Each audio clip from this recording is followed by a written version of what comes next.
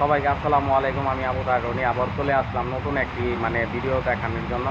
ভিডিওটা আপনাদের ভালো একটি জিনিস, চমৎকার একটি জিনিস, প্রকৃতির যে একটা দৃশ্য, এটা দেখানোর জন্য আসছি। আজকে অনেক দূরে থেকে আসছি একটা কারণে, যে সেই কারণটাই আমি এখন আপনাদেরকে বলবো এবং কি দেখাবো।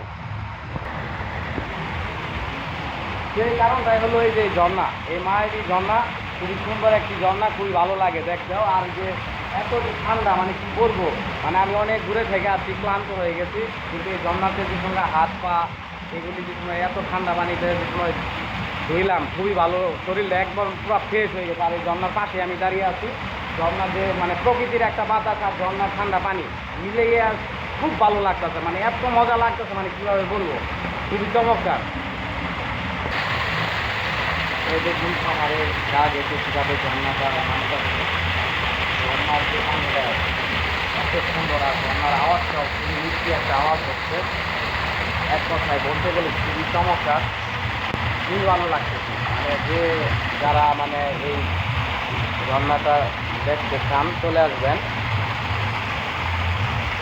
আমরা এখনকার যে আমাদের শেরপুরে অনেকে ঘুরতে আসে, আমি একজন ভাইয়ের সাক্ষাৎকার নিব, যে সে, আচ্ছা ভাই, আপনি যে আমাদের যে শেরপুরে ঘুরতে আসলেন, যে আইসে যে এই যে গজনি অবকাশে আপনি কি দেখলেন, বা আপনার দেখার মতো কি দেখলেন, যে অনেক ভালো লাগার মতো নাকি এরকম লাগলো, আপনি এই বিষয়ে কিছু বলেন। জি ভাই, আমি গজনি অবকাশ সম্পর্কে অনেক আগে থেকেই শুনছি, জানছি।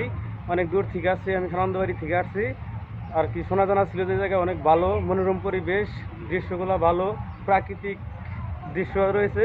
সেজন্য আসছি। আসলেও সুন্দর একটা রিসোর্ট।